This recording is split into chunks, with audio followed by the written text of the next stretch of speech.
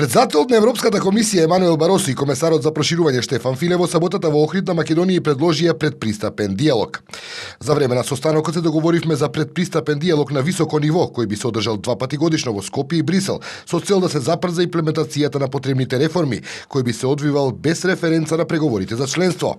Не би го нарекол тоа процес на мониторирање скрининг, тоа би било диалог на повисоко ниво за реформите кои се имплементираат, за да може да им се дадеме поддршка на истите, рече Баросо, потенцирајќи дека целта на овој инструмент е да се врати земјата да го задржи моментумот на поранешната реформска агенда.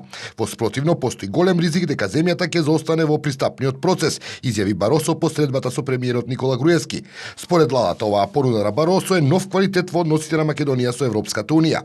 Предлогот што го слушнавме од Баросо внесува нов квалитет во односите меѓу Македонија и Унијата и тој ќе помогне на нашата земја да продолжи да се движи напред. Пристапниот диалог на највисоко ниво треба да овозможи да не го изгубиме периодот додека формално не ги почнеме преговорите за членство, изјави вице-премиерот Васко Неумовски. Од своја страна опозицијата со спротивни толкувања. Според нив Брисел изразил загриженост за реформскиот процес.